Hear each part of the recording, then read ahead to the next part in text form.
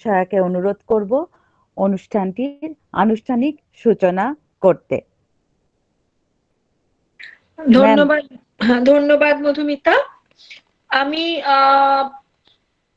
তোমাদের সকলকে অভিনন্দন জানাই। আমাদের আন্তঃশাস্ত্রীয় যে পাঠ ব্যবস্থা সেটা আমরা আনুষ্ঠানিকভাবেই উদ্বোধন করেছিলাম, মাননীয় উপাচার্য মহাশয়ও সেখানে ছিলেন, কিন্তু তোমরাই সেটাকে যথাযথভাবে প্রয়োগ করে কলেজে একটা অনবদ্য নিদর্শন স্থাপন করে চলেছ। সেজন্য আমি আমার সকল অধ্যাপক অধ্যাপিকা এবং শিক্ষক শিক্ষিকাদের অভিনন্দন জানাই এবং ধন্যবাদ জানাই। আজকে ইতিহাস বিভাগ যে আলোচনা চক্রের আয়োজন করেছে তার বক্তা হিসেবে রয়েছে আমাদেরই কলেজের ইংরেজি বিভাগের প্রধানা doctor Pritha Kundu. Women studies, music ইত্যাদি বিভাগও পৃথার দায়িত্বে পরিচালিত হয় এবং প্রত্যেকটা ক্ষেত্রেই পৃথা অত্যন্ত সংগঠিত সুসংহত দায়িত্ববোধের পরিচয় দিয়েছে।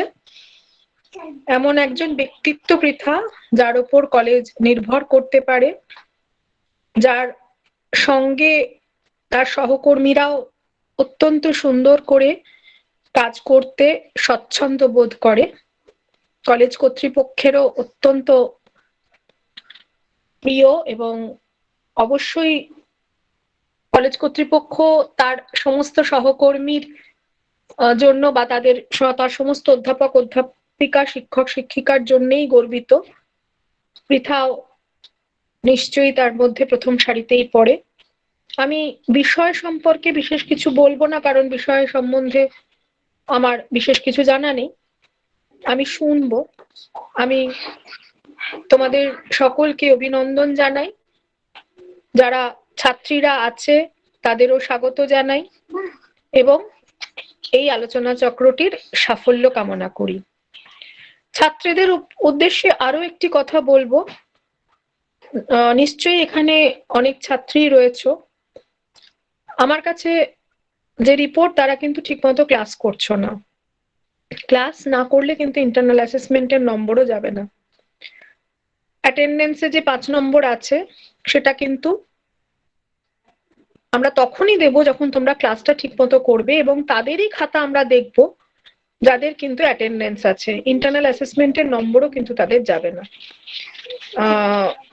যাই হোক, এটা অবশ্য বলার এটা উপযুক্ত স্থান নয়। আমি এই ওয়েবিনার বা এক্সটেনশন লেকচার এটা শুরু করবার জন্য আন্তরিকভাবে আহ্বান জানাচ্ছি ইতিহাস বিভাগের অধ্যাপিকাদের।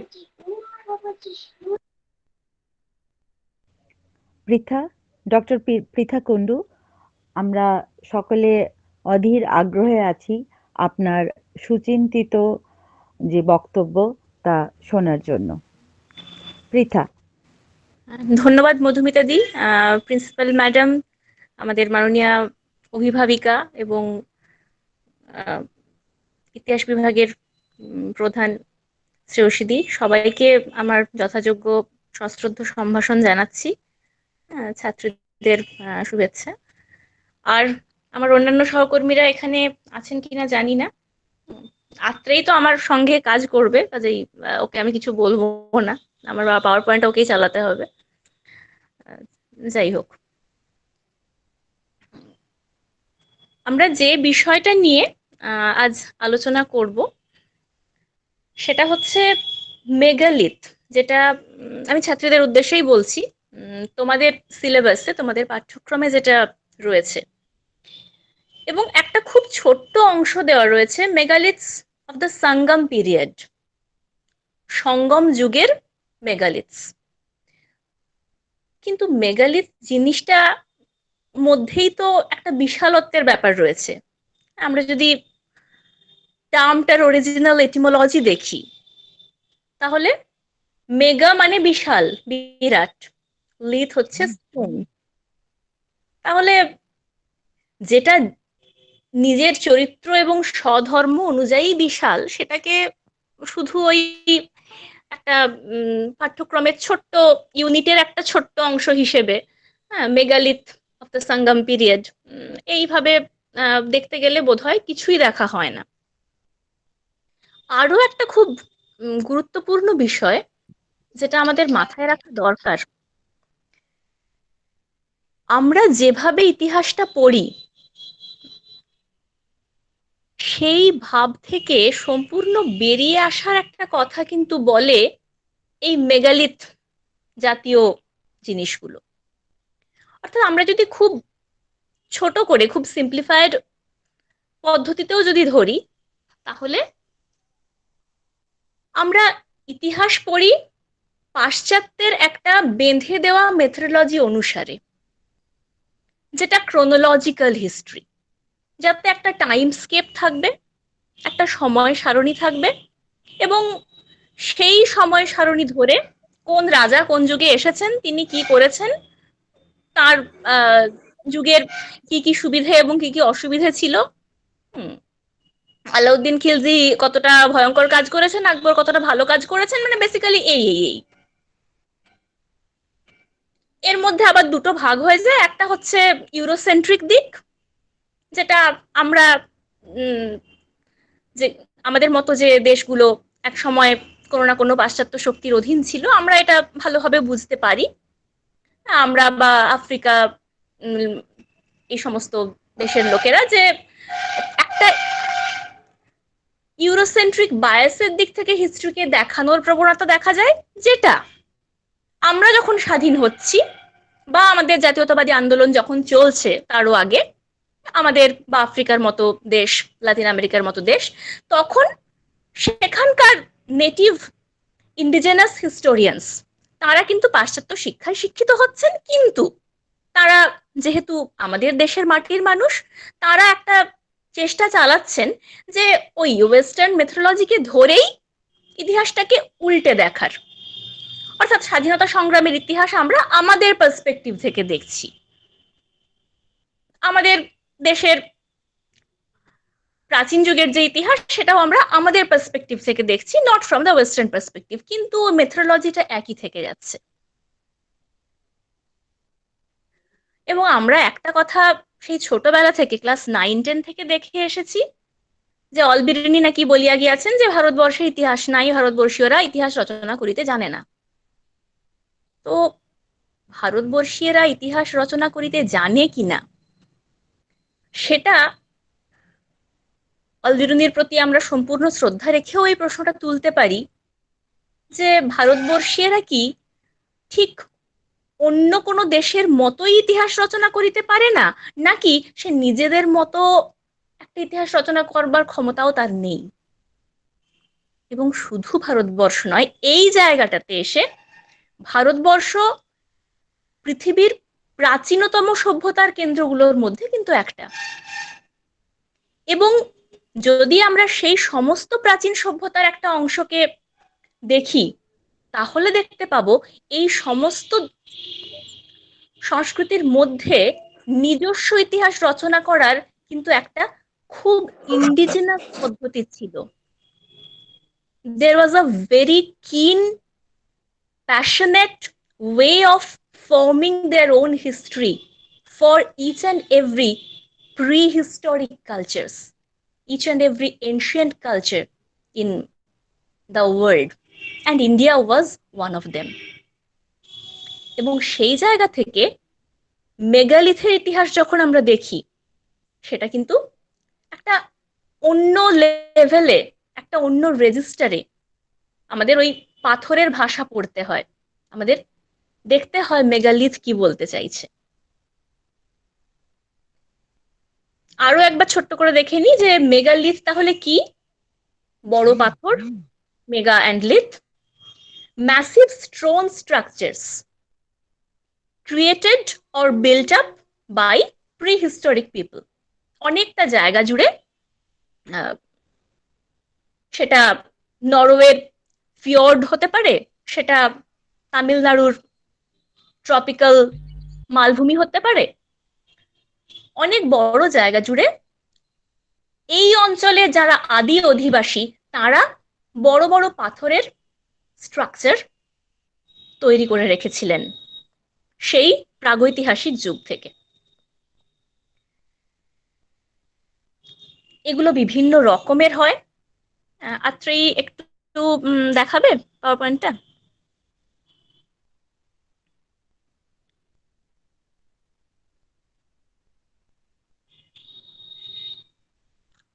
আত্রেয়ী,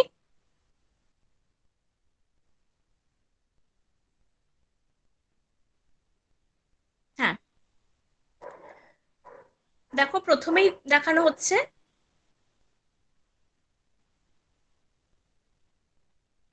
খুব ইমপ্রেসিভ একটা স্ট্রাকচার।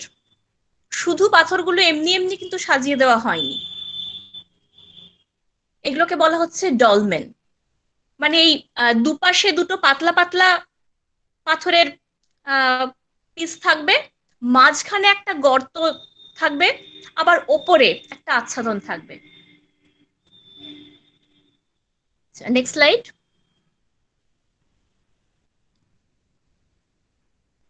এইটা আরেক ধরনের। আমি আর কোথায় আছে সেটা বলছি না, দেখাই যাচ্ছে। এইরকম 69টা মেগালিথ এই পুরো জায়গাটা জুড়ে রয়েছে। এটা অন্য ধরনের একটা, প্রথমে হিপ লাইক স্ট্রাকচার, তার উপর একটা আচ্ছাদন। এবার কেন এটা এরকম, কেন ওটা এরকম, এইটা বোঝার ক্ষমতা আমাদের এই আধুনিক সভ্যতা কিন্তু এখনো হয়নি। মনে করা হয়, হিস্টোরিয়ানস ক্যান অ্যাজিউম, যে ওই যে আগেরটা যেটা আমরা দেখলাম একটা গর্তের মতো জিনিস ছিল, ওখানে হয়তো বেরিয়াল পারপাসে কোনো ক্রিমেটেড বডির সঙ্গে জিনিসপত্র দেওয়ার রীতি ছিল। এটা তো শুধু মিশরের রীতি নয়, এটা আমাদেরও বিভিন্ন ইন্ডিজেনাস কালচারের মধ্যে রয়েছে। হয়তো ওই গর্তের মধ্যে দিয়ে মনে করা হতো যে আত্মা মাঝে মধ্যে বেরিয়ে এসে আলো বাতাস গ্রহণ করেন এবং আবার ঢুকে যান। মেগালিথের সঙ্গে এইরকম অকাল্ট বিলিফ, যেগুলো আমাদের প্রাচীন উপজাতি সম্প্রদায়ের মধ্যে প্রচলিত ছিল, তার কিছু কিছু ধারণা পাওয়া যায় এবং সেগুলো হিস্টোরিয়ানরা অ্যাজিউম করতে পারেন। কিন্তু এক্স্যাক্টলি এই কারণেই যে এটা এরকম সেটা বলা নেই। এবং যেখানে বলা নেই সেখানে এসে আমাদের মডার্ন হিস্ট্রি কিন্তু একটু থমকে যায়, যে যা লিপিবদ্ধ নেই, যা বলা নেই, শুধু পাথরটাকে দেখে তার ভাষা বুঝতে হবে, এই জিনিস ওই পাশ্চাত্য ঘরানায়। ওয়ান কোশ্চেন ম্যাম, এই স্লাইডটা দেখে মনে হচ্ছে এটা কি কোনো ব্যাঙের ছাতার উপর বেস করে তৈরি হয়েছে? একদমই একদমই, এগুলোকে মাশরুম স্ট্রাকচার বলে। আমি আসছি সেটাতে। ব্যাঙের ছাতার মতোই দেখতে, মাশরুম স্ট্রাকচার বলা হয়, কিন্তু এক্স্যাক্টলি কেন সেইটা বোঝার উপায় খুব মুশকিল। আচ্ছা, নেক্সট স্লাইডটা দেখো।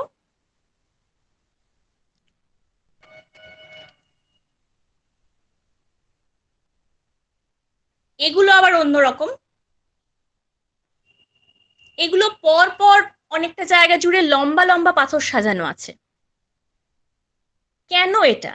একটা জিনিস মনে করা হয় যে হয়তো অন্য জাতের লোক এসে যাতে আক্রমণ করতে না পারে, সেই জন্য গ্রাম দেবতার মতো, গ্রামের শান্তির মতো এই পাথরগুলো দাঁড়িয়ে আছে, প্রোটেকশন দিচ্ছে গ্রামকে। এইটার অনেক আধুনিক রূপান্তর হিসেবে আমরা এখনো মেদিনীপুর, পুরুলিয়া, বাঁকুড়ার অনেক গ্রামাঞ্চলে, তোমরা এসব দিকে এসেছো কিনা আমি জানি না, জমির ধারে ভীমের মূর্তি, হ্যাঁ, পাথর বা মাটির ভীমের মূর্তি বসানো থাকে। এই ভীম কিন্তু মহাভারতের ভীম নন, ইনি হচ্ছেন একজন কৃষি দেবতা। হ্যাঁ, নাথ সাহিত্যে যোগী শিব তার অনুচর। তো এইটা অনেক অনেক পরে, এগুলো প্রিহিস্টোরিক নয়, এগুলো অনেক পরে লোক সংস্কৃতির বিবর্তনের সঙ্গে সঙ্গে এসেছে। কিন্তু ওই যে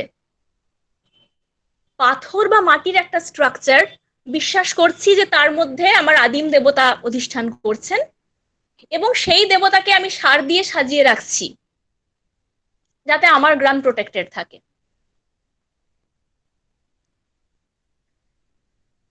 তারপরে স্লাইডটা,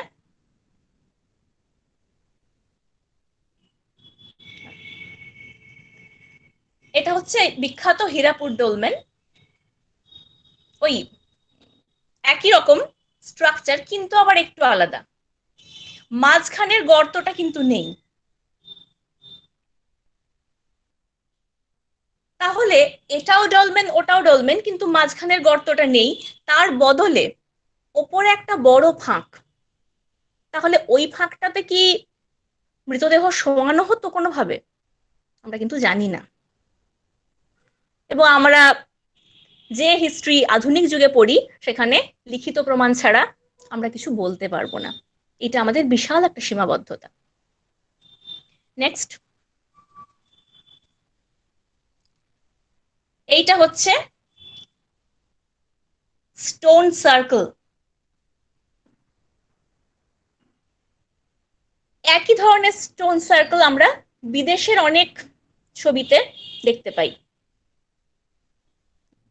একই জিনিস।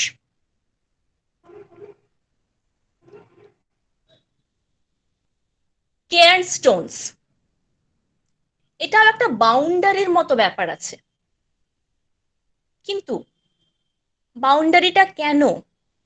এর মাঝে কি বিশেষ কোনো রিচুয়াল হতো, কোনো পুজো পাঠ বা কোনো স্পেশাল এক্সোরসিজম এই ধরনের কিছু হতো? এই বাউন্ডারিটা দিয়ে রাখার মানে কি?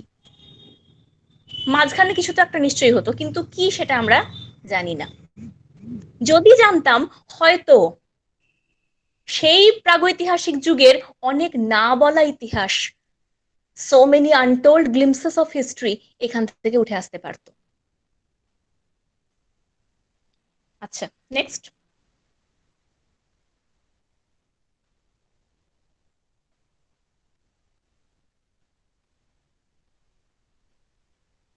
মেগালিথস আউটসাইড ইন্ডিয়া নিয়ে আমি খুব একটা কথা বলছি না, কেননা আমাদের তো সাঙ্গামেজের ব্যাপারগুলো নিয়ে ডিসকাস করতে হবে। একটু পরপর দেখিয়ে দাও জাস্ট।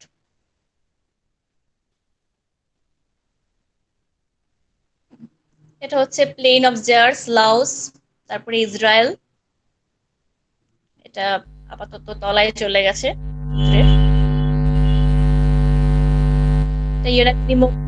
জাপান। তারপরেরটা, এইটা তো খুব বিখ্যাত, রাই অফ ইয়াপ। তারপর হ্যাঁ, এটাও ভীষণ বিখ্যাত, স্টোনহেঞ্জ, ইউনাইটেড কিংডম। প্রচুর বিদেশি পোস্ট কার্ডে অনেক কিছু দেখা যায়। তারপর হ্যাগার্ড কুইম, মাল্টা। এগুলো টেম্পল সাইট ছিল। আয়ারল্যান্ড, চমভিল, এটা বেরিয়াল গ্রাউন্ড, বোঝাই যায়।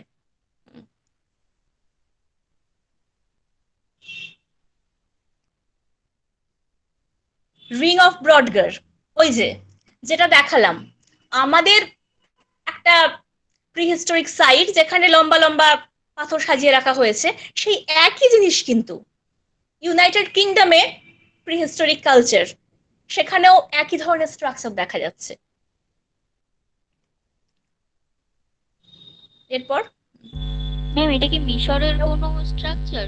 না, এটা গ্রিসের, এটা ট্রেজারি অফ আত্রেউস, মাইসেনিয়ান টোম। এখানে নাকি রাজা আত্রেউসের ট্রেজারি, তার কোষাগার ছিল।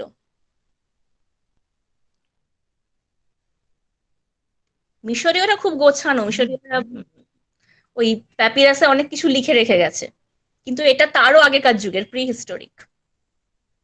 আচ্ছা, তারপর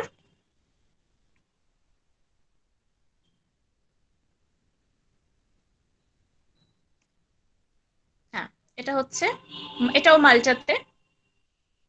এগুলো টেম্পল, গ্রুপ অফ টেম্পলস, অনেকগুলো টেম্পল সাজানো রয়েছে। এটা মেনহিরস, কার্নাক মেনহির, ফ্রান্সে। এবং প্রত্যেকটা একটু ভালো করে খেয়াল করলে দেখবে যে প্রত্যেকটা মেগালিথের মধ্যে ছোট ছোট চোখের মতো স্ট্রাকচার রয়েছে। এটা বেশ অন্যরকম, মানুষের মুখ ধরনের একটা স্ট্রাকচার গড়ে দেওয়া হয়েছে। তা শুধু পাথরটা বসিয়ে দেওয়া হয়নি, তাতে একটু খোদাই করে চোখ মুখ করে দেওয়া হয়েছে, বা চোখ মুখ ছিল ওই রকম পাথর তুলে এনে বসানো হয়েছে। আচ্ছা, তারপর এটা আয়ারল্যান্ডে, এগুলো গ্রেভ, এখানে কবর দেওয়া হতো। এটা ইটালিতে, সার্ডিনিয়াতে। এটা খুব একটা পুরনো নয়, 1500 খ্রিস্টপূর্বাব্দ। তারপর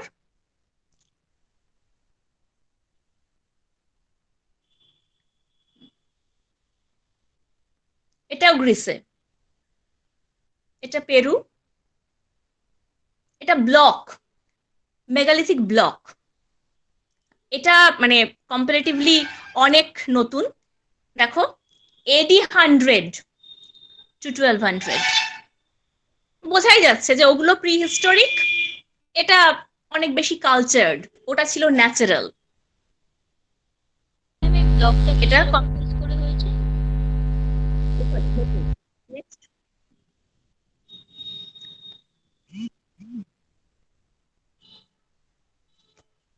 ব্যাস, দেখানো হয়ে গেল। এবার আমাদের পার্টিকুলারলি সাঙ্গামেজের মেগালিথ গুলো কি বলছে, কি বলতে চাইছে, কোন আনটোল্ড হিস্ট্রি উঠে আসছে সেখান থেকে, সেটা আমরা একটু দেখি। সঙ্গম এজটাকে নিয়ে আমি কথা বলছি না, সেটা তোমরা হিস্ট্রি স্টুডেন্ট, তোমরা আমার থেকে অনেক বেটার জানো কোন সময়টাকে বলা হচ্ছে, সঙ্গম রাজারা কারা ছিলেন, এটা দাক্ষিণাত্যের একটা রাজ্য ছিল, এগুলো তোমরা সবাই জানো নিশ্চয়ই। কিন্তু সঙ্গমেজের মেগালিথ গুলোকে দেখে হিস্টোরিয়ানরা কি কি সিদ্ধান্তে আসছেন মোটামুটি, সেইগুলো নিয়ে আমরা একটুখানি কথা বলি। ইউনিভার্সিটি কলেজ লন্ডন, সেখানকার অধ্যাপক মুকুন্দ কাজলে, ইন্ডিয়ান, ওখানে পড়ান। তিনি আর্কিও বোটানিক্যাল রিসার্চ, কথাটা খুব অদ্ভুত, আমরা বোটানিক্যাল জানি, আমরা আর্কিওলজিক্যাল জানি, কিন্তু এই দুটোকে মিলিয়ে আর্কিও বোটানিক্যাল রিসার্চ এই মেথোডোলজিতে, অর্থাৎ বোঝাই যাচ্ছে যে মেগালিথ এমন একটা জিনিস যেটাকে কোনো একটা পার্টিকুলার ফর্মুলায় বাঁধা যাচ্ছে না, সেই জন্য ডিসিপ্লিন মেলাতে হচ্ছে। তো এই মুকুন্দ কাজলে বলছেন যে এই সঙ্গম পিরিয়ডের যে মেগালিথ গুলো এক্সকাভেটেড হয়েছে, those megalithic people, they used to carry out agricultural activity in both the Rabi and Kharif seasons.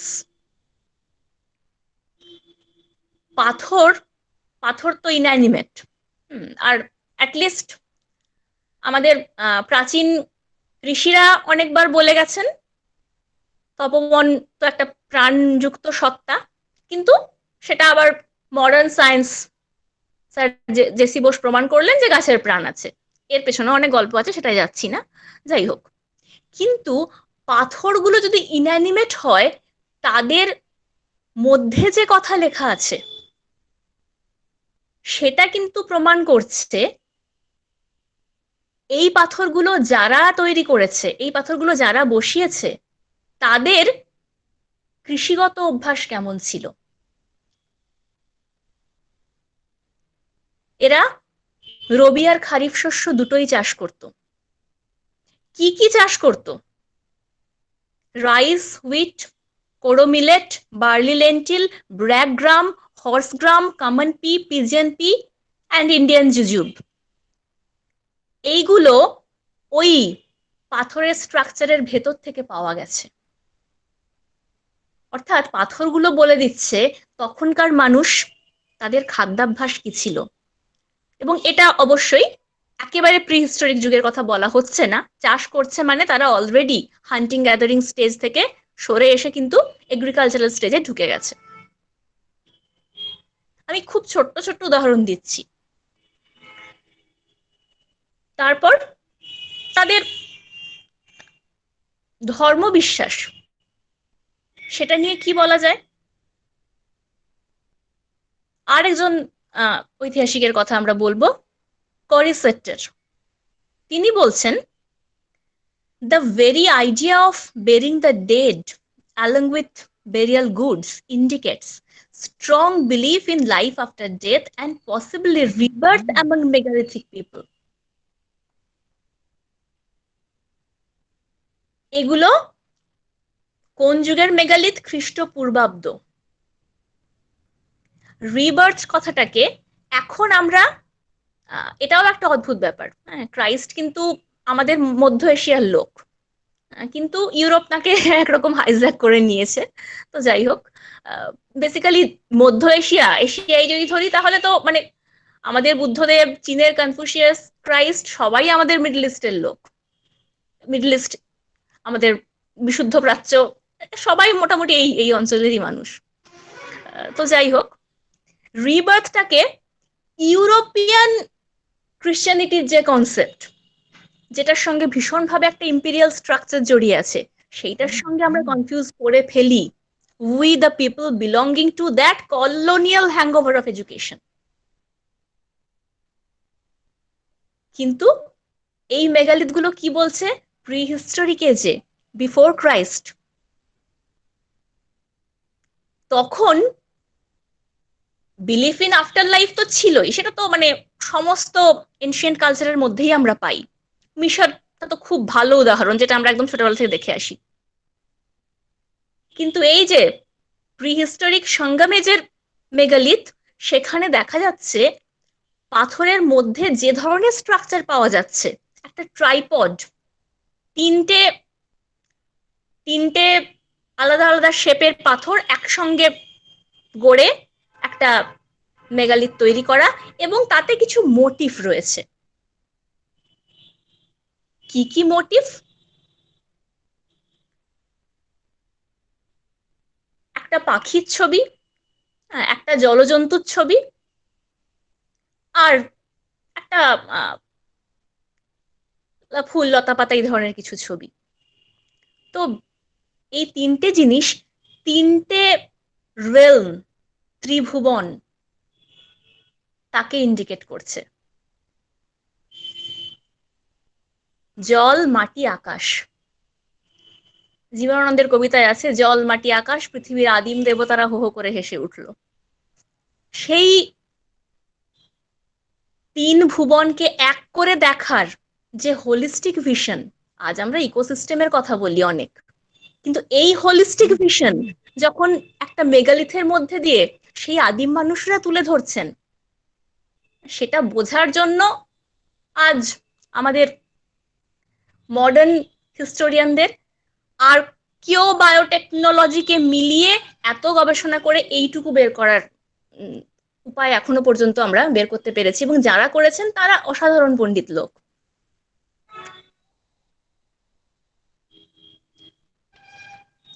Selva Kumar আরেকজন বিখ্যাত হিস্টোরিয়ান, তিনি বলছেন, সঙ্গম literature has a few mentions of the soul reaching the upper world out of three worlds. Upper world out of three worlds কথাটার একটা মানে আছে, একটা খুব লিটারারি মিনিং আছে এর মধ্যে। অর্থাৎ মৃত্যুর পর সরাসরি আত্মা যে বেরিয়ে ঊর্ধ্বাকাশে চলে গেল তা কিন্তু নয়, তিনটে ভুবন জুড়ে বিস্তার করে তারপর সে আপার ওয়ার্ল্ডে যাচ্ছে। এবং তার মানে আত্মাও একটা ইকোসিস্টেমকে ধারণ করছে। আমরা যদি শঙ্করাচার্যের মতটা একটু সরিয়ে রাখি আপাতত, যে আত্মা এত কিছু করেন কিনা আমাদের ভাবার দরকার নেই, কিন্তু প্রিহিস্টোরিক বিলিফ অনুযায়ী the belief in the soul, the belief in the spiritual life, and the belief in the holistic universal ecosystem. একটাকে ছেড়ে আরেকটা নয়, তিনটে ভুবনকেই এই সিস্টেমের মধ্যে ধরতে হবে।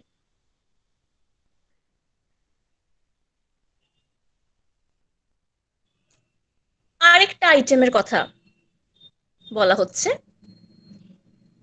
এইগুলো বেশিরভাগই বেরিয়াল সাইট সম্বন্ধে, কিন্তু শুধু বেরিয়াল সাইট তো নয়, dolmens, menhirs, these are for other purposes as well.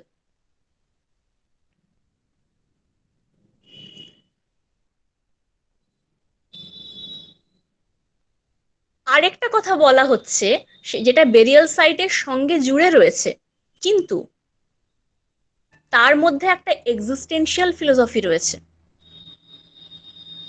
So the Gond people, মধ্যপ্রদেশের একটা উপজাতি, এখনো আছেন তারা,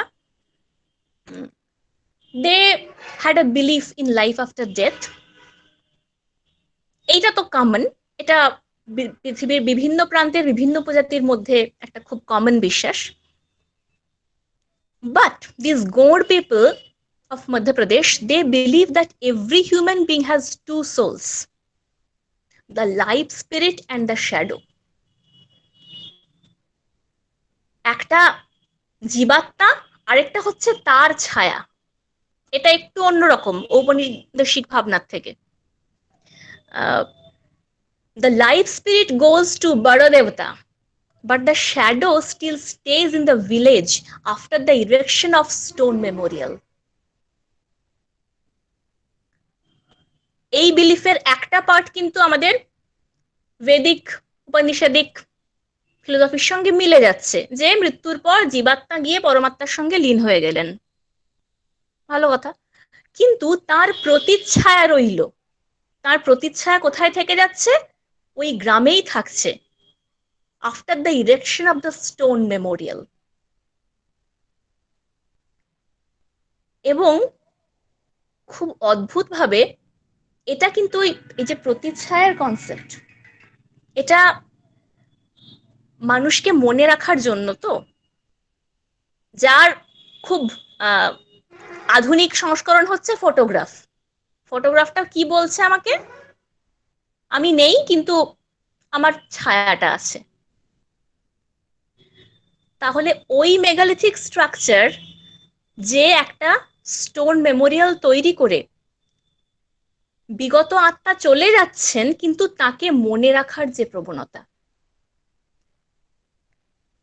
the connection between the living and the dead through memory, এটা কি শুধুই আদিম সংস্কারের কথা, নাকি এটা অনেক বড় করে একটা জীবন দর্শনের কথা? শুনতে খুব এক্সেন্ট্রিক লাগবে, কিন্তু এই একই কথা কি বলা হচ্ছে না তুমি কি কেবলই ছবি গানটাতে? এই প্রিহিস্টোরিক মানুষগুলো এইভাবে ভেবেছিলেন। আরেকটা খুব ইম্পর্টেন্ট জিনিস, the popular belief of the evil vision. যেমন এই মেগালিথিক স্ট্রাকচারের মধ্যে আমরা বিভিন্ন গ্রাম দেবতার, উপজাতি দেবতার প্রতিষ্ঠান দেখতে পাচ্ছি। মৃতদেহ সংরক্ষণের জন্য, মৃত ব্যক্তির প্রতি শ্রদ্ধা জ্ঞাপনের জন্য সাইট তৈরি করা হচ্ছে, সেটা দেখতে পাচ্ছি। আবার অপদেবতা আছেন, তাদের তাদেরও তো একটা জায়গা আছে, সেটাও দেখতে পাচ্ছি। ইভিল আই, যেটাকে বুরি নজর হিন্দিতে বলা যেতে পারে।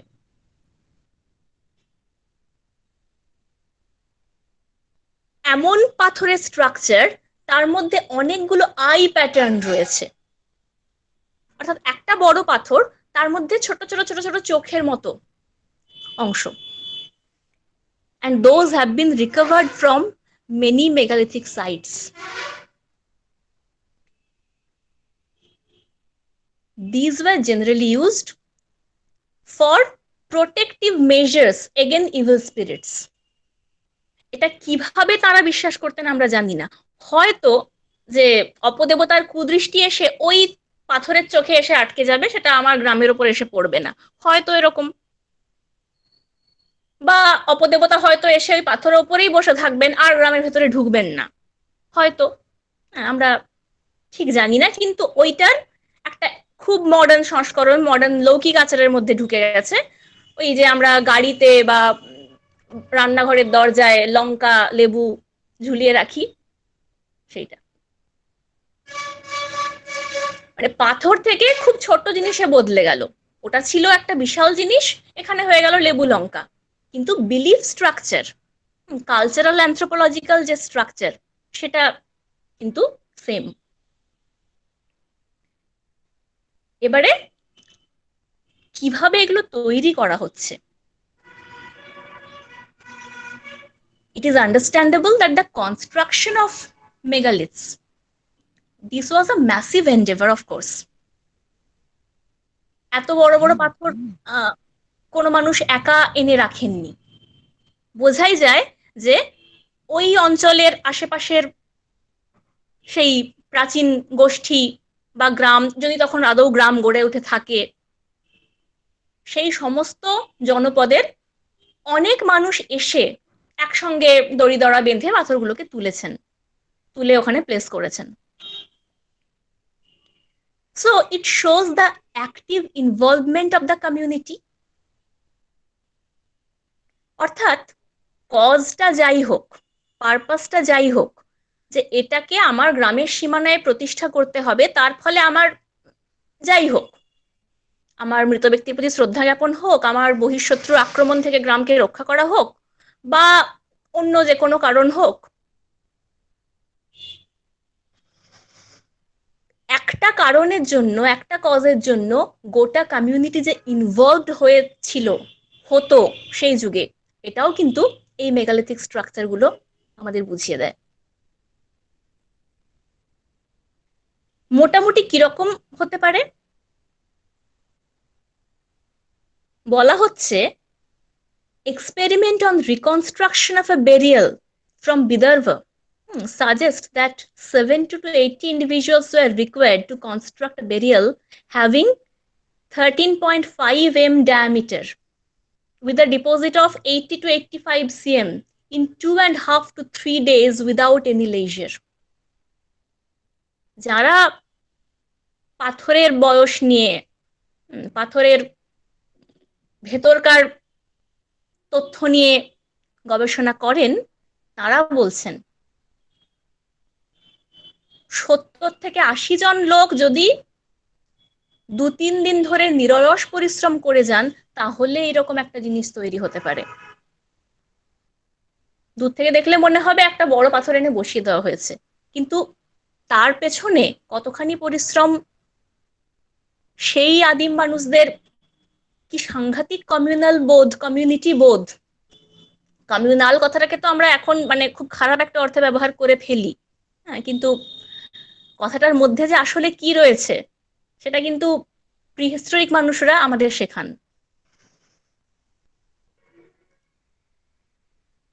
এবার শুধু যে পাথর দিয়ে সবসময় দেওয়া হতো তা নয়, পাথরে পরিণত হবার মতো অন্য সাবস্টেন্স, অর্থাৎ হাড়, এই জাতীয় জিনিস, ঘোড়ার মাথার খুলি, হুফ বোনস অর্থাৎ খুর,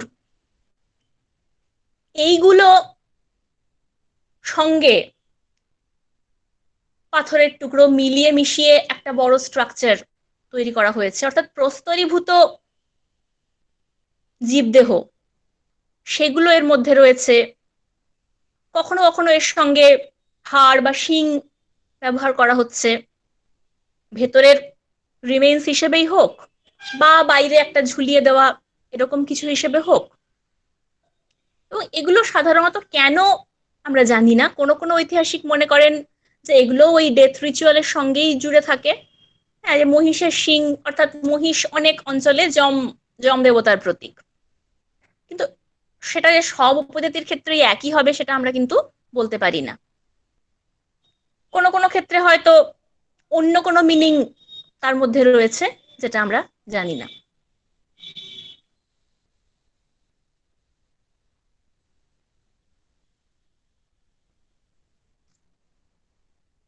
আবার অন্য একটা জিনিস, এগুলো শুধুমাত্র দাঁড় করিয়ে রাখার জন্য নয়, এর মধ্যে অনেক সোশ্যাল ফেস্টিভিটি, সোশ্যাল গ্যাদারিং, তার চিহ্নও পাওয়া যায়। দিদিটা আমি শুভ বানাতে পারবো না। এই মধ্যপ্রদেশের গোঁড়দের কথা যেটা আমরা একটু আগে দেখছিলাম, এদের সম্বন্ধে মেন্ডেলি একটা পেপারে লিখছেন, they use to invite their relatives and friends from other villages and other castes, other villages and other castes. অর্থাৎ তখন কাস্টের সিস্টেম কেমন ছিল আমরা এইভাবে বলতে পারি না, প্রি হিস্টোরিক যুগে মানে কাস্ট কথাটা অ্যাকচুয়ালি ইউজ করা যায় কিনা সেটাও আমরা বলতে পারি না, কিন্তু যাই হোক, মানে আমি যে কমিউনিটিতে বিলং করি তার থেকে একটু আলাদা অন্য কমিউনিটি, এইভাবেও যদি আমরা ধরি, তাকেও কিন্তু আমি আমার উৎসবে ডাকছি। অর্থাৎ বিভিন্নতা তার সুযোগ থাকা সত্ত্বেও সামাজিক উৎসবে আমন্ত্রণের জায়গাটা কিন্তু খোলা আছে। আদিম মানুষরা সেটা জানতেন, সেই সভ্যতা তাদের ছিল। They invite their relatives and friends from other villages and other castes and erect the memorial stone in a burial complex. After that, a sheep or goat is slaughtered in honor of the deceased and its meat eaten at the feast. But before that, they offered this meat to their village deity and their ancestors. এবং এটা শুধু যে মৃত ব্যক্তির উদ্দেশ্যে বা দেবতার উদ্দেশ্যে বলি দেওয়া এবং সেটা খাওয়া তা নয়। This ceremony is not organized, then they face serious problems throughout the year.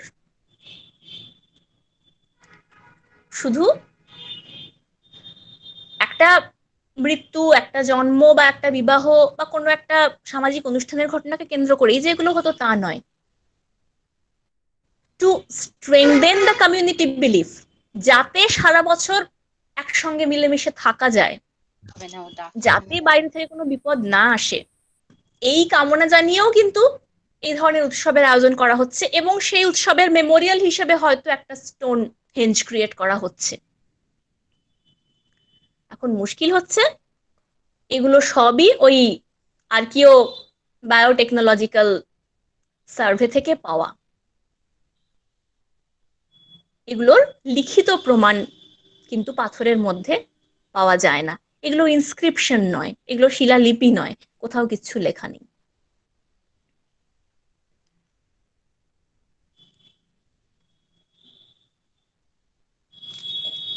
এবং এই যে আমাদের মেগালিথিক কালচার, যারা এই ধরনের বড় বড় সাইট গড়ে তুলেছেন, সাঙ্গাম এজটাকে আমরা পাঠ্যক্রমে দেখতে পাই, তার একটা সম্ভাব্য কারণ হচ্ছে যে দাক্ষিণাত্যের ওই অঞ্চলগুলো জুড়ে অনেক এই ধরনের মেগালিথিক সাইট দেখতে পাওয়া যায় এবং পার্টিকুলারলি সাঙ্গাম রাজাদের সময় বেশিরভাগ এগুলো এক্সকাভেটেড হয়েছে। কিন্তু ভারতবর্ষের মতো একটা প্রাচীন, আমি উপমহাদেশই বলছি, ভারতবর্ষ মানে আমি সবটাকেই যদি ধরি, তাহলে তার হিস্টোরিক্যাল ন্যারেটিভটা কোথায়? এমন তো নয় যে হঠাৎ করে একটা দাক্ষিণাত্যের অঞ্চল জুড়ে বেশ কিছু মেগালিথ তৈরি হয়ে গেল। That must be a part of some historical continuity. এবং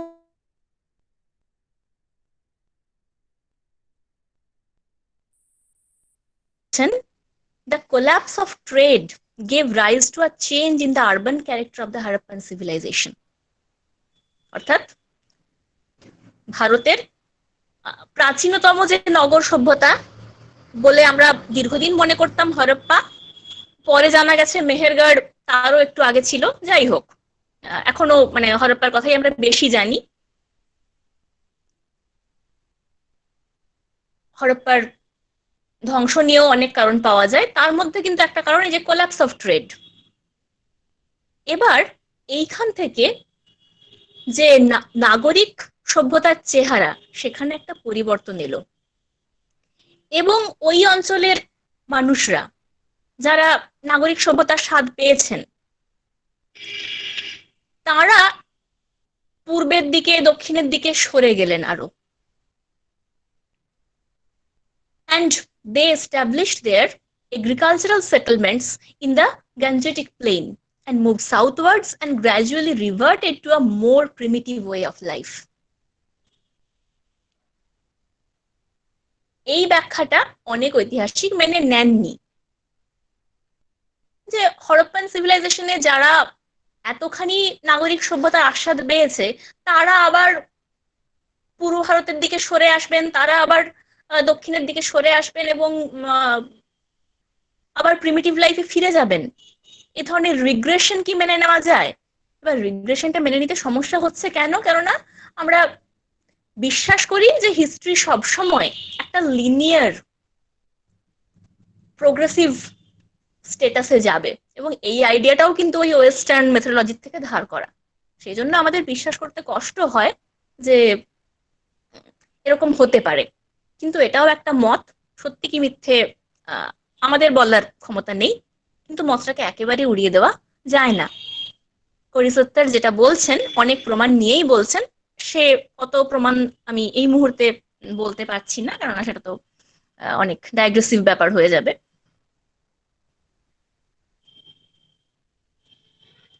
আবার করিসত্তার কি বলছেন, they again gradually developed themselves into prosperous agricultural communities and began to develop into complex societies. Megalithism indicates the development of a second urbanization, a chieftain society or chiefdoms, as reflected in monumental architecture as well as other aspects. এটা যদি মানতে হয়, এই মতটা মানতে হলে through megaliths the whole historical narrative of our familiarity can be changed. যদি এটা বলা হয় যে মেগালিথ প্রিহিস্টোরিক যুগের শুধু কথা বলে, তা নয়, মেগালিথ একটা সেকেন্ড স্টেজ অফ আরবানাইজেশনের কথা বলে, যেটা ইট দিয়ে গড়া আরবানাইজেশন নয়, যেটা পাথর দিয়ে গড়া আরবানাইজেশন হতে পারে। না হবার সম্ভাবনাও যতখানি, হবার সম্ভাবনাও ততখানি, যেহেতু কোনো লিখিত প্রমাণ নেই।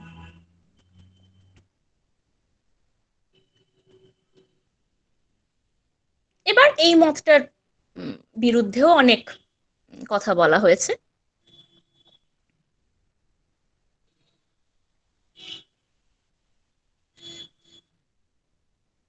একটা মেগালিথিক স্ট্রাকচার, একটা মেগালিথিক সাইট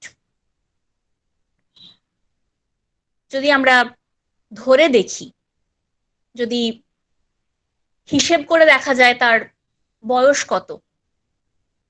আমি একটা এক্সাম্পল দিচ্ছি, যেটা আমাদের গাঙ্গেয় অববাহিকাতেই পাওয়া যায়। 1300 থেকে 600 খ্রিস্টপূর্বের মধ্যে, অর্থাৎ খুব আগে নয়। মনে করা হয় যে এটা নাকি মহাভারতের আমলের। স্টোন রিমেইনস অফ হস্তিনাপুর, এই মতবাদটা দিচ্ছেন আর্কিওলজিস্ট বিবি লাল। পেইন্টেড গ্রেওয়ার একটা সাইট, তাতে অনেক কিছু ছবি আঁকা আছে, পাথর চিত্রের মতো।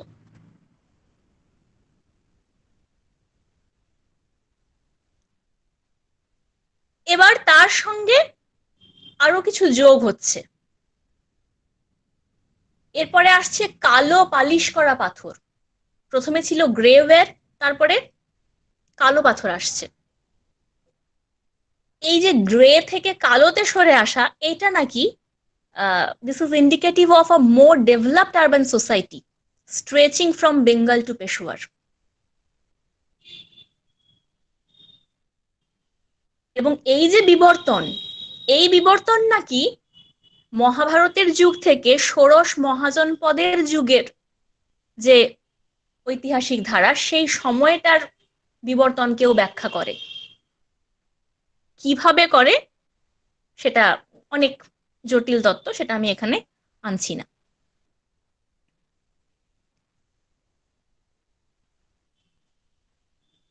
কিন্তু যদি এই মতবাদের মধ্যে কিছু সত্যতা থাকে, তাহলে এটাও ভাবা দরকার যে মহাভারতকে যদি আমরা ইতিহাস বলে ধরে নিই, ব্যাসদেব কিন্তু বলছেন মহাভারত ইতিহাস, মহাভারত শুধু পুরাণ নয়, ইতিহাস।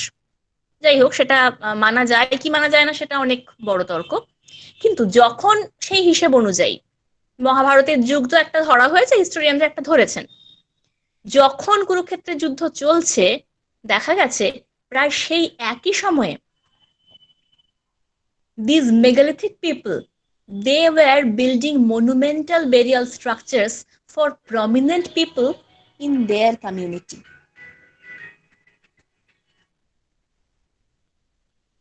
অর্থাৎ বেরিয়াল সাইটগুলো অন্তত ওই সময়ের জন্য বিখ্যাত ব্যক্তিদের, তাদের কমিউনিটির যারা প্রধান, সেই ধরনের মানুষদের জন্যই রাখা হতো। এবং সেগুলো পাওয়া যাচ্ছে কোথায় কোথায়?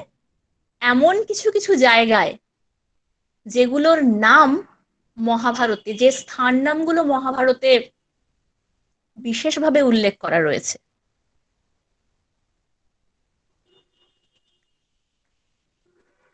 সেখানে নাকি প্রাসাদ ছিল।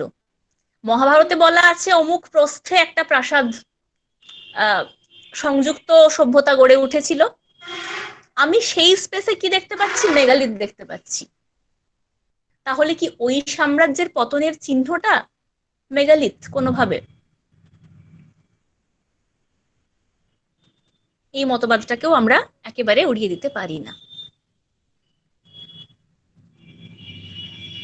এবারে আমরা একটু অন্য প্রসঙ্গে আসি, যে মেটেরিয়াল রিমেইনস কি পাওয়া যাচ্ছে এর মধ্যে। একটা তো আমরা দেখতেই পেলাম যে পরবর্তী জীবন, মৃত্যুর পরবর্তী যে জীবন এবং সেই জীবনের প্রতি বিশ্বাস রেখে মৃত ব্যক্তির প্রিয় জিনিসপত্র মেগালিথের গর্তের মধ্যে রেখে দেওয়া।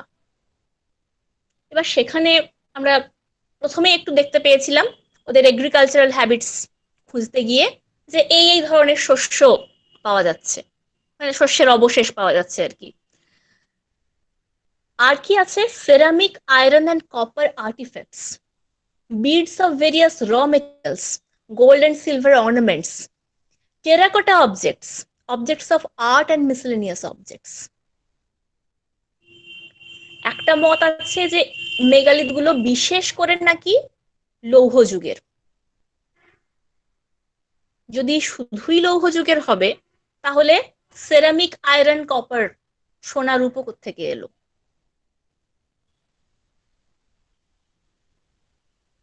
এবং সেগুলোর বয়স,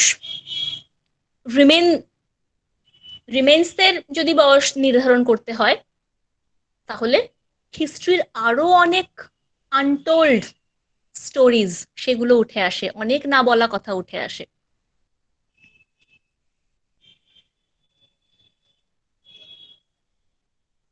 কিছু কিছু অঞ্চলে যেমন আমরা দেখতে পাচ্ছি যে মনেই করা হচ্ছে যে বিশিষ্ট ব্যক্তির সমাধি এটা, কিন্তু তাছাড়াও আরো অনেক মেগালিথ রয়েছে যেগুলো দেখলেই বোঝা যায় যে এগুলো সেই অর্থে কোনো বিশিষ্ট ব্যক্তির, কোনো মহাব্রাহ্মণ বা মহাক্ষত্রিয়ের জিনিস নয়, এগুলো সাধারণ মানুষের।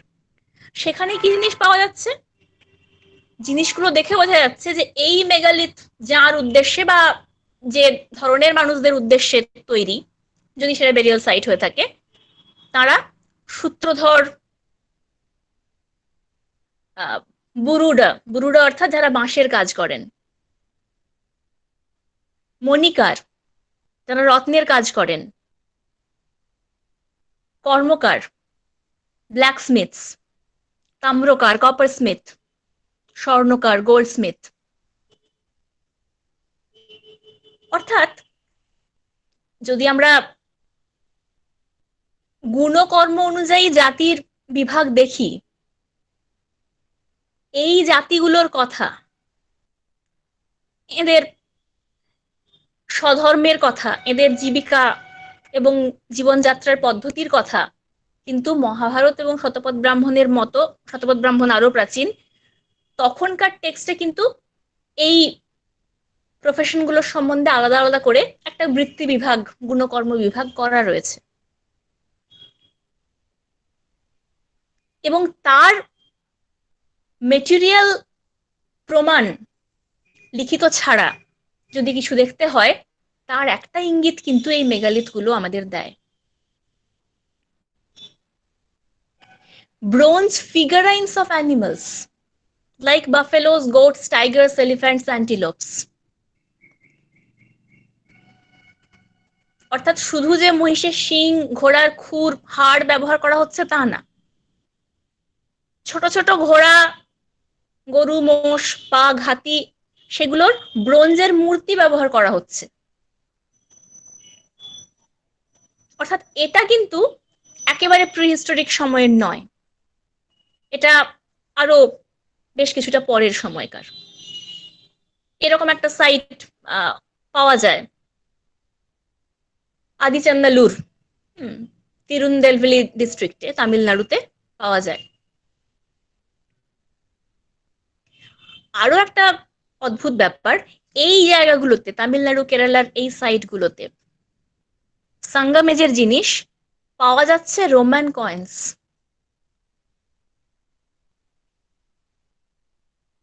আমরা সাধারণত মনে করি যে হ্যাঁ, প্রাচীন ভারতের তো একটা গ্রিস রোমের সঙ্গে সম্পর্ক ছিল, মেগাস্তিনিস আসছেন, আলেকজান্ডারের আসার পর থেকে মোটামুটি গ্রিক রোমের সঙ্গে একটা সম্পর্ক গড়ে উঠেছিল, কিন্তু সেটা যে দাক্ষিণাত্য পর্যন্ত গড়ানোর কোনো সম্ভাবনা ছিল, সেটা আমাদের মানে মেথোডোলজিক্যাল বুক বেসড হিস্ট্রি আমাদের কিন্তু এই সুযোগটা দেয় না। কিন্তু মেগালিথের মধ্যে রোমান কয়েন্স পাওয়া যাচ্ছে। তাহলে যোগাযোগটা কিভাবে এসেছিল, কিভাবে এত দূরে গেল, এই বিষয়গুলোও কিন্তু একটা প্রশ্ন তুলে দেয়। যদি মডার্ন হিস্ট্রি বা মডার্ন যে কোনো ডিসিপ্লিনের এত যে গবেষণার কথা আমরা বলি, গবেষণা বেসিক্যালি মানেটা কি, যে একটা প্রশ্ন খুঁজে বের করা এবং সেই প্রশ্নটাকে নানাভাবে এক্সপ্লোর করার চেষ্টা করা, কি ছিল, কেমন ছিল, কেন ছিল। এই রোমান কয়েনগুলোর উপস্থিতি ওই মেগালিথের মধ্যে এই প্রশ্নের জায়গাগুলোই তুলে দেয়, এবং এই প্রশ্নগুলো যদি কোনোভাবে তার উত্তর খুঁজে বের করার চেষ্টা করা হয়, megaliths can be a very powerful resource for unraveling many untold glimpses of history.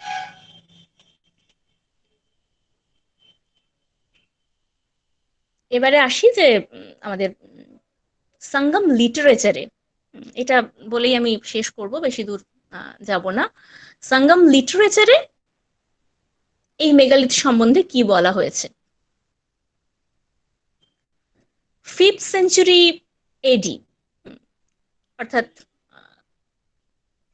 5ম শতক, খ্রিস্টীয় 5ম শতক, সেই সময়কার মণিমেকালি, মণিমেকালি অর্থাৎ একটা বৌদ্ধ মহাকাব্য, তার মধ্যে অনেক মেগালিথিক এলিমেন্টের নাম করা আছে। চুত্তুভার, ইত্তুভার, এগুলো মানে ওই মানে দাক্ষিণাত্যে এসে পালি ভাষাটা আবার একটু অন্যরকম হয়ে গিয়েছিল, সেইখান থেকে নেওয়া। মানে হচ্ছে এগুলোর post excarnation burial, burying the deceased in a pit, তত্তুকুলি পাত্তুভার, রক চেম্বার, সিস্ট বেরিয়াল, ওই যে ছোট ছোট ছোট ছোট যে সিস্টের মতো স্ট্রাকচার, তালভাইয়া নাত্তা ইপার, এইরকম। এগুলো সব মানে দাক্ষিণাত্য ঘেঁষা পালি, এগুলো এত বলা মুশকিল। এইগুলো সঙ্গমেজের বুদ্ধিস্ট লিটারেচারের মধ্যে আমরা পাচ্ছি। Raising a canopy is a simple method. এটা সঙ্গমেজের লিটারেচার থেকে পাওয়া যাচ্ছে, যেটাকে ট্রান্সলেট করলে দাঁড়ায়, raising a canopy is a single method to create a shrine and it is used in contemporary South India. অর্থাৎ একজন বলছিলে ওই যে মাশরুমের মতো স্ট্রাকচারটা,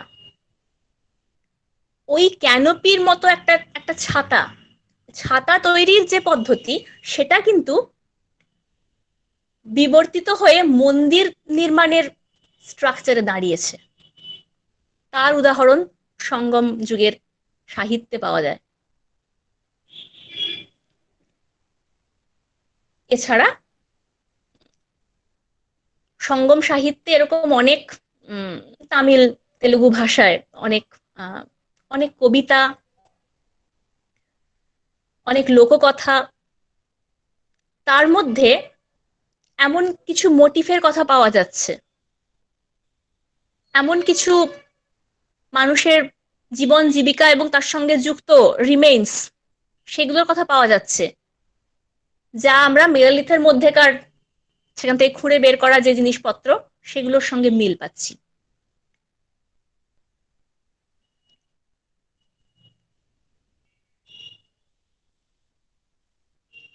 যেমন একটা সঙ্গম যুগের তামিল কবিতায় একটা মেটাফর, একটা উপমা রূপক ব্যবহার করা হচ্ছে, the metaphor of a lizard stuck on the spoke of a cartwheel, and this is indicating that the megalithic age was highly patriarchal and women didn't have an independent existence outside of their husband. Also, the fact that the lady wishes to be buried along with her husband.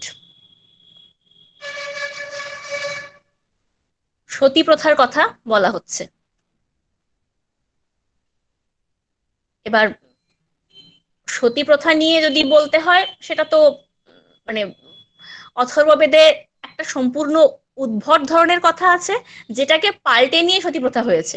মানে ওই কথাটা যদি বলা হয় তাহলে তো মানে এটা বলতেই হয় যে ভারতবর্ষ সতী প্রথা মানতো না এমনিতে। যাই হোক, সেটা এখানে আসছে না। কিন্তু এই একটা lizard stuck on the spoke of a cartwheel, চাকার মধ্যে একটা টিকটিকি, চাকাটা হচ্ছে জীবনের চাকা এবং টিকটিকি হচ্ছে সেই জীবনের চাকাকে ধরে আছে। এটা ওখানকার পুরুষ প্রকৃতি মিলনের সিম্বল। এবং এই কবিতায় একজন মহিলার ভার্সনে লেখা, তিনি ইচ্ছা প্রকাশ করছেন যে ওই চাকা গড়াতে গড়াতে যখন প্রলয়ে চলে যাবে, তখন তিনি যেন টিকটিকি হয়ে তার স্বামীর সঙ্গে ওই কবরে ঢুকে যেতে পারেন। এটাকে সোশ্যাল পার্সপেক্টিভ থেকে ব্যাখ্যা করলে অনেকভাবে করা যায়, কিন্তু আমরা শুধুমাত্র মানে সঙ্গমেজের লিটারেচারে কিভাবে জিনিসটা আসছে এবং তার সঙ্গে মেগালিথের কি সম্পর্ক, সেইটাকে দেখাচ্ছি।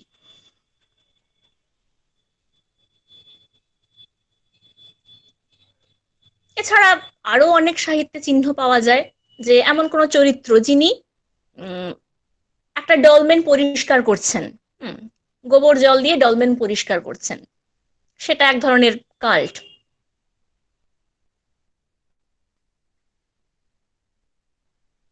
এইরকম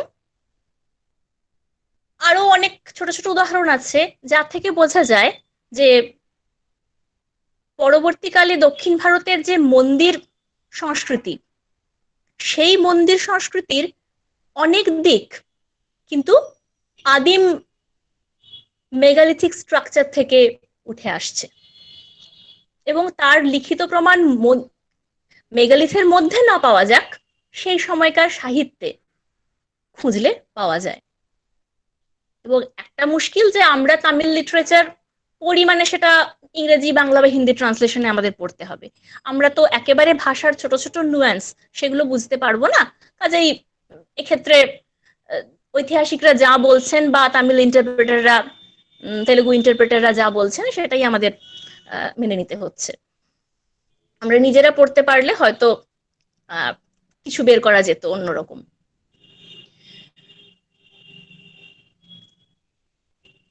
এবং শেষে যেটা আসে যে এইটা নিয়ে মধ্য ভারতের একজন বাঙালি, আমি তার নামটা ইচ্ছে করে বলছি না, প্লিজ নামটা নিজেরা একটু ইন্টারনেট সার্চ করে খুঁজে বের করো, এটা একটা মানে তোমাদের কাছে অনুরোধ রাখলাম। মধ্য ভারতের একজন বাঙালি স্কুল শিক্ষক ছিলেন। তিনি দীর্ঘদিন ধরে ভারতের মেগালিথ নিয়ে কাজ করে যাচ্ছেন এবং তার সেই অর্থে কোনো ব্যাকিং নেই, সেই অর্থে কোনো সরকারি গ্র্যান্ট তিনি পাননি। দীর্ঘদিন কাজ করে দুটো একটা ছোটখাটো পুরস্কার পেয়েছেন, মাঝে মধ্যে বিভিন্ন ইউনিভার্সিটিতে হয়তো বলতে আসেন, এইটুকুই। তাকে বলা হয় পাথর খ্যাপা।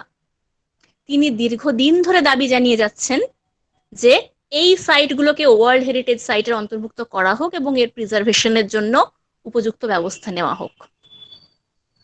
এরকম একজন ইনি, আরো এরকম অনেকে আছেন যারা কিন্তু এগুলো নিয়ে নিয়মিত কাজ করে চলেছেন এবং প্রিজার্ভেশনের দাবি জানাচ্ছেন। সেই প্রিজার্ভেশনের কাজ কিছু এগিয়েছে সরকারি পক্ষে, অনেকটাই এখনো আনটোল্ড স্টোরির মধ্যেই রয়ে গেছে। আমরা শুধু আশা করতে পারি যে ভবিষ্যতে যদি কোনো ইতিহাসের গবেষক এই নিয়ে আরো আগ্রহী হন, তাহলে হয়তো মেগালিথের না বলা ইতিহাস থেকে আরো অনেক তথ্য উঠে আসবে, আরো অনেক কিছু আমরা জানতে পারবো এবং আমাদের আদিম সংস্কৃতির সঙ্গে আমাদের বর্তমান সংস্কৃতির আরো অনেক রকমের মিসিং লিঙ্ক হয়তো আমরা খুঁজে পাবো। আমি খুব মানে স্কেচি ওয়েতে বললাম, মানে যা তা হলো জিনিসটা। যাই হোক, এইটুকু সময়ের মধ্যে বোধহয় খুব ডিটেইলে বলা সম্ভব ছিল না। এরপর তোমাদের বা আপনাদের ম্যাডাম আছেন, দুই দিদি আছেন, আপনারা বা তোমরা যদি কিছু বলেন বা ছাত্রীরা যদি কিছু জানতে চাও, প্রশ্ন করতে চাও, বলতে পারো বা বলতে পারেন।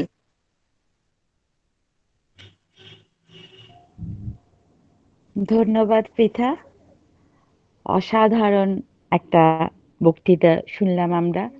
আশা করি আমাদের ছাত্রীরা অত্যন্ত উপকৃত হবে। আমি তো ব্যক্তিগতভাবে খুবই সমৃদ্ধ হলাম। ছাত্রীদের কাছে এবং অন্যান্য ডিপার্টমেন্টের অনেকেই রয়েছেন, আমি খেয়াল করলাম। কারো যদি কোনো প্রশ্ন থাকে প্লিজ পৃথাকে প্রশ্ন করুন। ছাত্রীরা, ফার্স্ট ইয়ারের ছাত্রীদের বলছি, অনার্স অ্যান্ড জেনারেল দুজনকেই বলছি, তোমাদের যদি কোনো প্রশ্ন থেকে থাকে তোমরা নির্দ্বিধায় জানাও।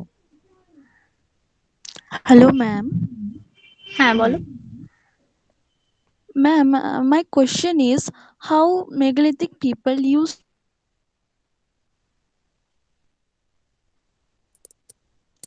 ক্লিয়ার হলো না।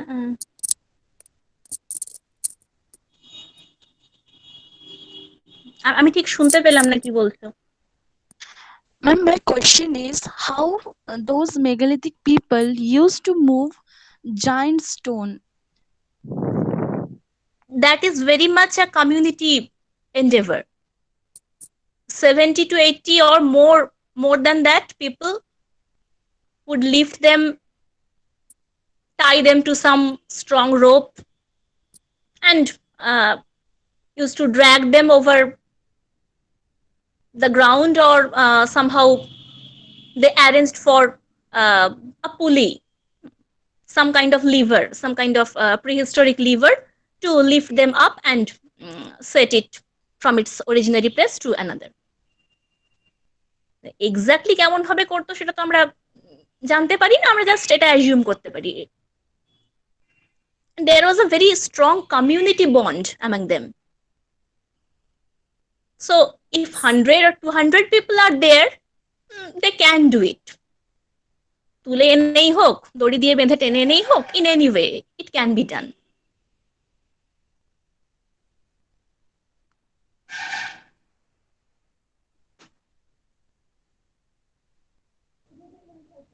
ওকে, থ্যাংক ইউ পৃথা। আর কেউ কিছু জিজ্ঞাসা করতে চাও? ওকে, মনে হচ্ছে আর কোনো প্রশ্ন নেই। আহ, যাক, আরো একবার পৃথাকে ধন্যবাদ।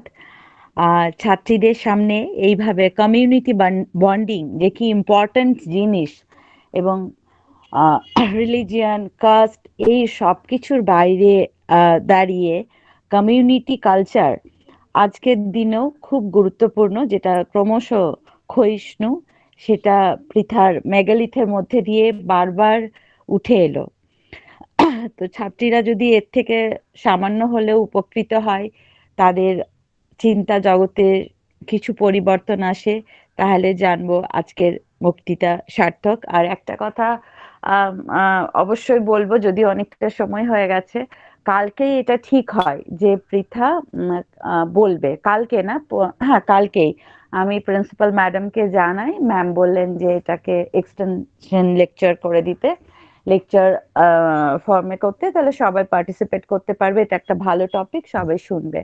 তো আরো একবার ম্যামকে অসংখ্য ধন্যবাদ, একটা ছোট্ট ক্লাসকে এত সুন্দরভাবে অর্গানাইজ করতে পারলাম আমরা, অনেকে এটাই পার্টিসিপেট করতে পারলো, ফলে অনেকটা বেশি, কি বলবো, এর ব্যাপ্তি অনেকটা বহুদূর অবধি বিস্তৃত হলো, সেটা খুবই জরুরি ছিল। বিশেষ করে পুরো বক্তৃতাটা শোনার পরে তো আমার অন্তত এটাই উপলব্ধি। যাক, ধন্যবাদ পৃথা, ধন্যবাদ ম্যাডাম।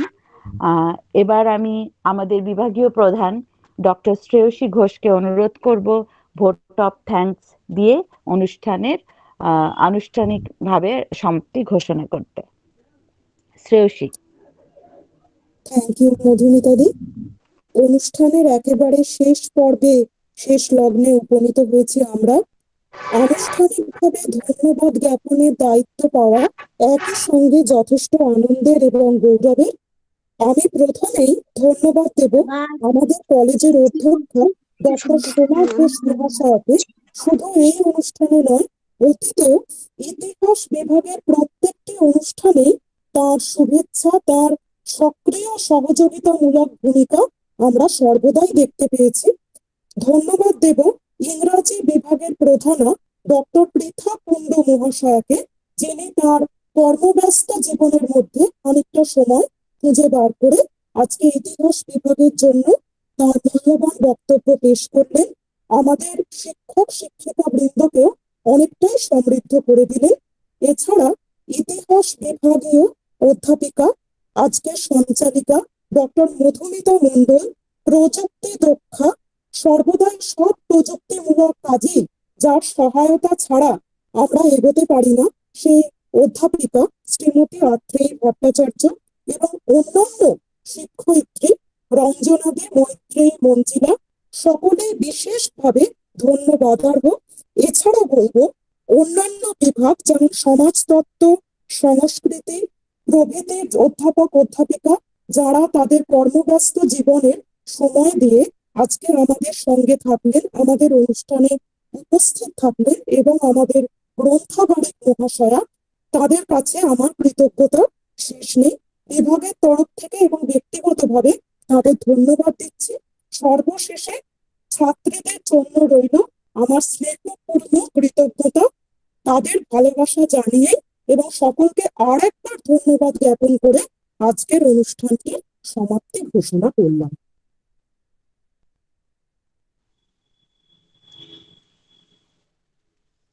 থ্যাংক ইউ শ্রেয়সী দি, সবাইকে, প্রিন্সিপাল ম্যাডামকে এবং যারা যারা আছেন সবাইকে থ্যাঙ্কস।